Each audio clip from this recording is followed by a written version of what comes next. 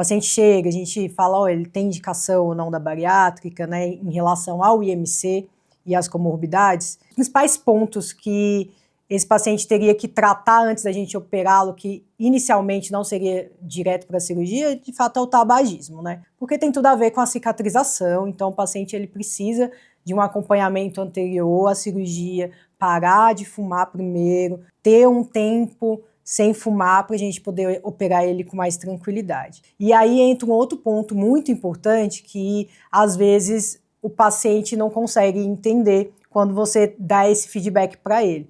Você não está pronto para operar ainda. Então, às vezes o paciente não está com a cabeça pronta. Então, ele é um paciente que muito ansioso, ele não consegue seguir o pré-operatório, ele não consegue comer, seguir uma dieta, ele não consegue fazer uma atividade física, mas é aquele paciente que psicologicamente ele não está preparado para fazer o procedimento. A gente sabe que o pós-operatório dele vai ser um pós-operatório que ele não vai conseguir lidar.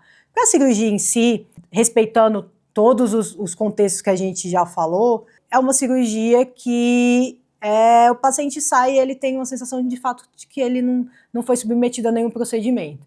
Mas o pós-operatório, o primeiro mês pós-bariátrico, é um mês que dá vontade de desistir.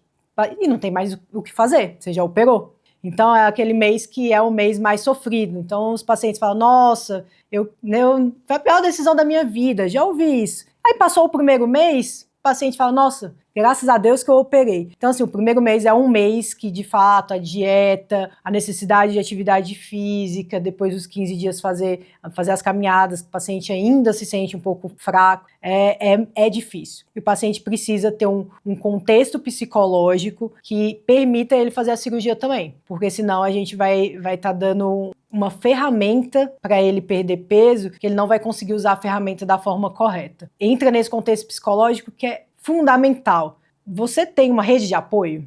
Quem está te apoiando em casa? Você tem irmão, mãe, esposo, esposa, filho? Quem está te apoiando? Então o paciente às vezes ele chega ali sozinho, com todo mundo da família contra ele operar. Então às vezes a gente precisa não contraindicar a cirurgia, mas trazer os familiares para próximo, trazer aquelas pessoas que são a rede de apoio dele, para de fato serem um suporte, porque no momento que ele tiver a dificuldade do pós-operatório, essas pessoas precisam estar ali lançando palavras de incentivo, de apoio e não jogando contra. Então às vezes a gente precisa de um time para a gente indicar a cirurgia no tempo certo. Então acho que tem mais a ver com indicar no tempo certo do que contraindicar o procedimento.